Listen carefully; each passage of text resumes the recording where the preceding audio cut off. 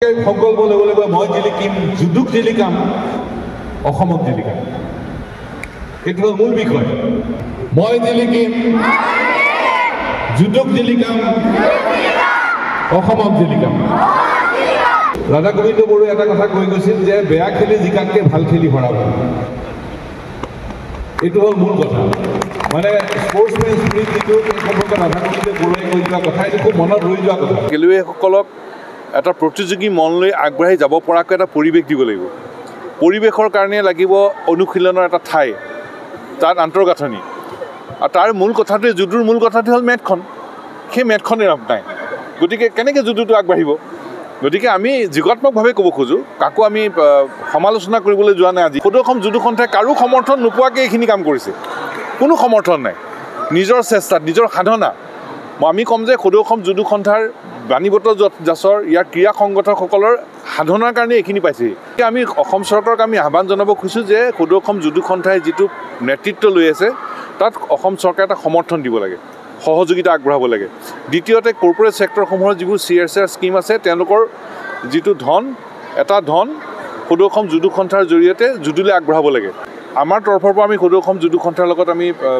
কথা বতৰা পাতিছোঁ আৰু কথা বতৰা পাতিম এটা ছাত্ৰ অনুষ্ঠান হিচাপে এই ক্ৰীড়াক আগুৱাই নিবৰ কাৰণে আমাৰ ফালৰ পৰা যি ধৰণৰ সহযোগিতা আগবঢ়াব লাগে সেই ধৰণে আমি সহযোগিতা আমি আগবঢ়াই যাম খেলাৰ সম্পৰ্কত বহুত কথা নাজানো কিন্তু পৃথিৱীত বোধকৰো সংগীত ক্ৰীড়া আৰু ফুল বেয়া পোৱা মানুহ বোধকৰো কোনো নাই এই তিনিটা সকলোৱে ভাল পায় আৰু আমি সেইকাৰণে খেলা ভাল পাওঁ আৰু গোটেই জীৱনটো যুদ্ধই কৰি আগবাঢ়ি গৈ আছে গতিকে আমি সকলোৱে ভাবিলোঁ যে নহয় ইয়াত পৰিচালকসকল আছে কোচসকল আছে তেখেতসকলেতো খুব সাধনাৰে আগবাঢ়ি গৈ আছে গতিকে তেখেতসকলৰ লগত বাণীক আমি সকলোৱে আমি একেলগে থিয় দিলে কিজানি আৰু আগবাঢ়ি যায় সেই আশা লৈ আমি ইয়াত থিয় হৈছোঁ খেলাৰ সম্পৰ্কত বহুত কথা নাজানো কিন্তু পৃথিৱীত বোধকৰো সংগীত ক্ৰীড়া আৰু ফুল বেয়া পোৱা মানুহ বোধকৰো কোনো নাই এই তিনিটা সকলোৱে ভাল পায় আৰু আমি সেইকাৰণে খেলা ভাল পাওঁ কাৰণে ইয়ালৈ থিয় হৈছোঁ আৰু জুডুৰ গোটেই ক্ৰীড়াটো পৰিচালকসকলে ইয়াৰ জুডু সন্থাৰ যিসকল প্ৰাক্তন বৰ্তমানৰ যিসকল বিষয়ববীয়া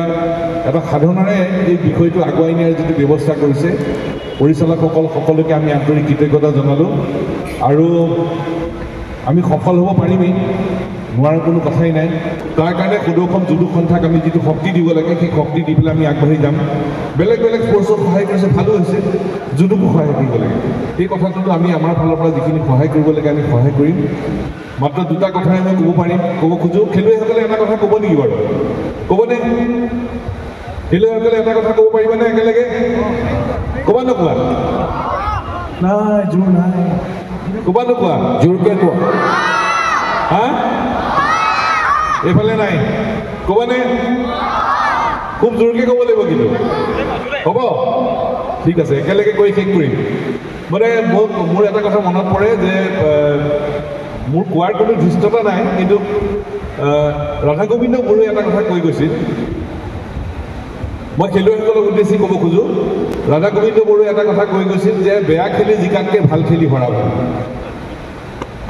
এইটো হ'ল মূল কথা মানে স্পৰ্টছমেন স্পিৰিট যিটো এই সম্পৰ্কে ৰাধা গোবিন্দ বৰুৱাই কৈ যোৱা কথা এইটো খুব মনত ৰৈ যোৱা কথা বেয়া খেলি হৰাতকৈ ভাল খেলি হৰা ভাল এই স্পিৰিট লৈ পেলাই সকলো খেলুৱৈ আগবাঢ়ি যাব লাগিব দুই নম্বৰ কথা ৰাধা গোবিন্দ বৰুৱাই কৈছিল প্ৰেক্টিছ অনুশীলন লাগিবই গতিকে সকলো খেলুৱৈৰ প্ৰতি মোৰ অনুৰোধ যাতে অনুশীলনটো প্ৰেক্টিছ যিসকলে কোচসকলে যিধৰণে শিকায় সেইধৰণে যাতে প্ৰেক্টিছ অনুশীলন যাতে কঠোৰ অনুশীলন যাতে আমি কৰি যাওঁ তাৰ কাৰণে অনুৰোধ জনাইছোঁ অনুশীলন বিনা ইয়াত কোনো ধৰণৰ ইয়াত বেলেগ শ্বৰ্টকাট ৰাস্তা একো নাই গতিকে সকলো খেলুৱৈক সেই অনুশীলনত গভীৰ অনুশীলনৰ জৰিয়তে নিষ্ঠাৰে অনুশীলনৰ জৰিয়তে আগবাঢ়ি যাবলৈ অনুৰোধ জনালোঁ এই প্ৰতিযোগিতাৰ সফলতা কামনা কৰিলোঁ আৰু প্ৰত্যেকজন খেলুৱৈৰ লগত মই এতিয়া একেলগে কথা পাতিম সেই কথাটো হ'ল এটা বাক্যৰে মই ক'বলৈ এইখিনি সামৰিম আমি ইয়ালৈ আহিছোঁ কি কাৰণে যে জুডুৰ জৰিয়তে মই নিজকে জিলিকাম আমি অসমত ইতিমধ্যে এনেকুৱা আমাৰ ক্ৰীড়াবিদৰ নাম আছে মই তালিকা দীঘল হ'ব কাৰোবাৰ নাম লৈ যাব মোৰ বৰ সমস্যা হ'ব এটা নাম মই কৈ নাযাওঁ অসমক জিলিকাইছে নে অসমৰ বিভিন্ন ক্ষেত্ৰৰ খেলুৱৈসকলে অসমক জিলিকাই আছে গতিকে আজি উপস্থিত থকা প্ৰতিগৰাকী খেলুৱৈৰ প্ৰতি মোৰ অনুৰোধ যে প্ৰত্যেকে যাতে নিজে আমি জিলিকোঁ খেলৰ জৰিয়তে যাতে জিলিকোঁ প্ৰত্যেকে যাতে এটা মন লৈ লওঁ সংকল্প লওঁ যে মই যাতে খেলৰ জৰিয়তে মই জিলিকিম কাৰণ তোমালোকৰ মা দেউতা সকলে সমৰ্থন দি আছে, পৰিৱেশ দিছে, এটা ঘৰুৱা পৰিৱেশ দিছে, কোচসকলে দিছে, ক্ৰীড়া সংগঠকসকলে পৰিৱেশ দিছে। আমি সকলোৱে মনত ঠিক কৰিব লাগিব যে আমি জিলিকিম। প্ৰথম নিজে জিলিকিব লাগিব। নিজে জিলিকাৰ লগে লগে কাক জিলিকাবা? জুডু। মই জিলিকিম, প্ৰত্যেকে সংকল্প ল'ব লাগিব, মই জিলিকিম, জুডুক জিলিকাম, অসমক জিলিকাম। এইটো হ'ল মূল বিষয়।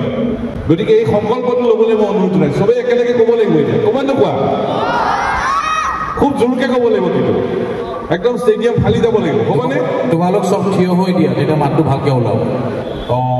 থিয় হৈ দিয়া, এতিয়া মাতটো ভালকৈ ওলাব। এতিয়া ওলাব। ৰেডি? ৰেডি নে? ৰেডি? মই জিলিকিম। এইফালে জিলিকিছে, এইফালে জিলিকা নাই। মই জিলিকিম। এইবাৰ ভাল হৈছে। মই জিলিকিম, জুডুক জিলিকাম, অসমক জিলিকাম। এইবাৰ আৰু জোৰকে। মই জিলিকিম, জুডুক জিলিকাম, অসমক জিলিকাম। ধন্যবাদ। জয় অসম।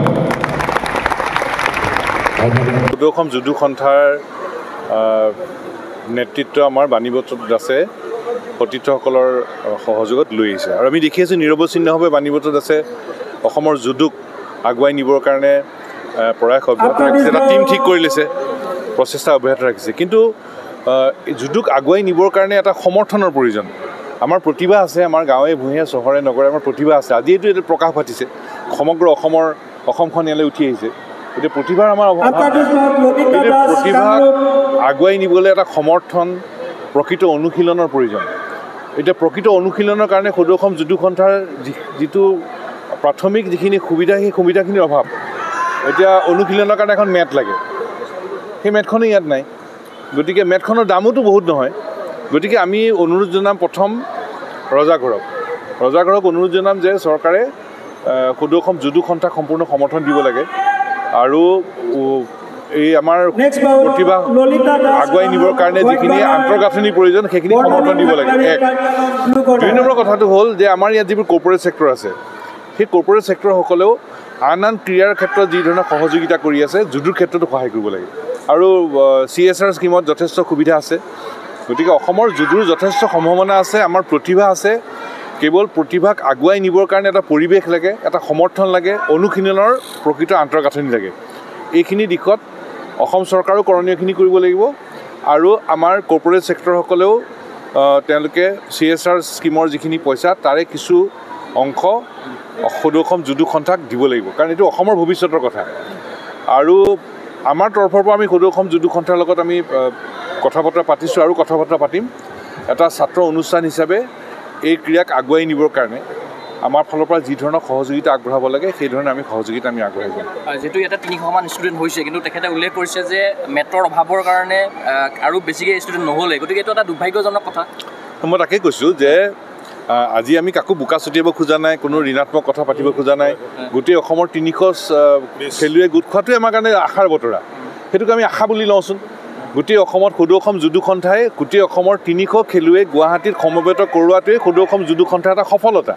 আৰু ইয়াত যিখন আয়োজক কমিটি আছে, ডক্টৰ অৰূপ মিশ্ৰ ডাঙৰীয়াই নেতৃত্ব লৈছে, এইটো আটাইতকৈ সৌভাগ্যৰ কথা। এগৰাকী বিজ্ঞানী, এগৰাকী অধ্যাপকে আহি খেলৰ নেতৃত্ব লৈছে আয়োজক সমিতিৰ। তাতকৈ কি ভাল খবৰ আছে? পৰাগ বৰ্মন আৰু আন যিসকল গুণীজ্ঞানী ব্যক্তি আছে, সকলো ইয়াত যোগ দিছে। কিয় যে বাণীবটত আছে, তেওঁৰ এটা টীম গঠন কৰি জুডুক নিৰৱচ্ছিন্নভাৱে আগুৱাই নিয়াৰ প্ৰয়াস অব্যাহত ৰাখিছে। আৰু এই আপাহতে আমি বাণীবটত আছক আমি আন্তৰিক অভিনন্দন জনাইছোঁ যে তেখেতে নিৰৱচ্ছিন্নভাৱে মন নাভাঙি তেখেতে গোটেই ক্ৰীড়াটোক আগুৱাই নিবলৈ চেষ্টা কৰিছে। গতিকে প্ৰথম কথাটোৱে কি?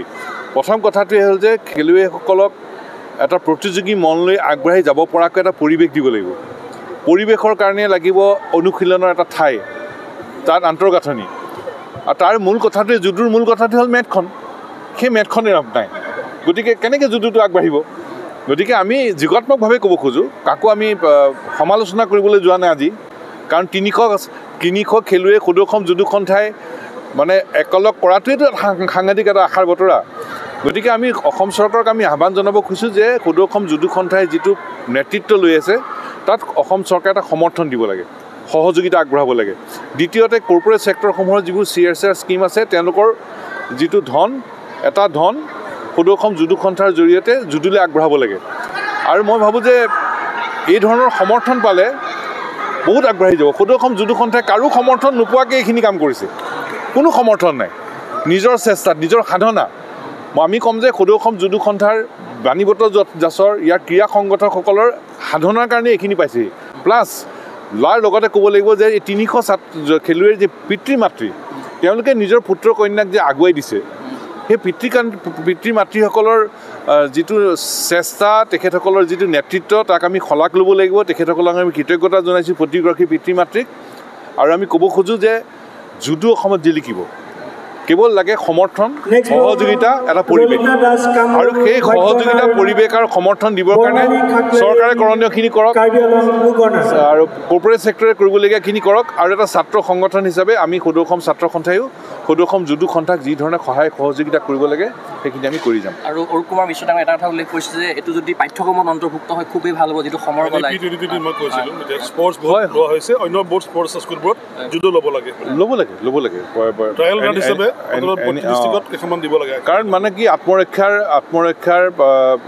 এটা কলা বুলি ক'ব পাৰি গতিকে সেই কলাটো আমাৰ বিদ্যালয়ত অন্তৰ্ভুক্ত কৰিব পাৰে কোনো অসুবিধা নাই কেৱল আমি ক'ব খোজোঁ যে কোনো সুবিধা নোহোৱাকৈ সদৌ অসম জুডো সন্থাই এটা নিৰন্তৰ যাত্ৰা অব্যাহত ৰাখিছে কোনো সা সুবিধা নোহোৱাকৈ 300 খেলুৱৈক আজি গুৱাহাটীত সমবেত কৰাইছে সেইটো সদৌ অসম জুডো সন্থাৰ এটা সাংঘাতিক সফলতা এই সফলতাত সকলোৱে আমি সহযোগ কৰিব লাগে তাৰ কাৰণে চৰকাৰে কৰণীয়খিনি কৰক মৰম দিয়ক সদৌ অসম জুডো সন্থাক আকৌ যিসকল কৰ্পৰেট ছেক্টৰ আছে তেওঁলোকেও মৰম দিয়ক আৰু আমি ছাত্ৰ অনুষ্ঠান হিচাপে সদৌ অসম ছাত্ৰ সন্থায়ো সদৌ অসম জুডো সন্থাক যি ধৰণে সহযোগ কৰিব লাগে আমিতো আমাৰতো কোনো ধনবিদ নাই কিন্তু আমাৰ এটা মন আছে ধন নাথাকিলেও মন আছে সেই মনটো দি আমি সদৌ অসম জুডো সন্থাক যি ধৰণে সহায় কৰিব লাগে সেইখিনি আমি সহায় কৰি যাম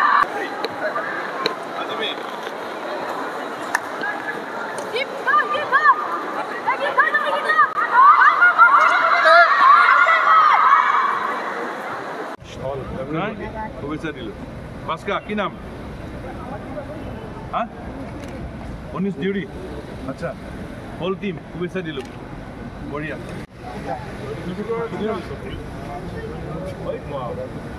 all the best whole team আছে কি নাম হেমাজি কি নাম বিশ্বনাথ চাৰিআলিটো হয় হোল টিম শুভেচ্ছা দি দিছোঁ হ'ব বুজাই কি নাম আচ্ছা হোল টিম শুভেচ্ছা দিলোঁ গোৱালপাৰা কোকৰাঝাৰ কি নাম হা পিয়া আবা আচ্ছা হোল টিম আৰু বাকী সব কোনোবাই হা বজাক না all the best full team physical education বিষয়ত ডিগ্ৰী পাঠ্যক্ৰমৰ কাৰণে অসম তথা উত্তৰ পূৰ্বাঞ্চলৰ প্ৰথমখন শিক্ষানুষ্ঠান অভিৰুচি ইনষ্টিটিউট অৱ ফিজিকেল এডুকেশ্যন 2 বছৰীয়া ফিজিকেল এডুকেশ্যনৰ BPEd পাঠ্যক্ৰম আৰু 4 বছৰীয়া BPES পাঠ্যক্ৰমৰ বাবে নামভৰ্তি চলি আছে বিতংকৈ জানিবৰ বাবে আজি যোগাযোগ কৰক যোগাযোগৰ নম্বৰসমূহ হৈছে 9435100098 7002233540 88765210098 website www.aipguwahati.in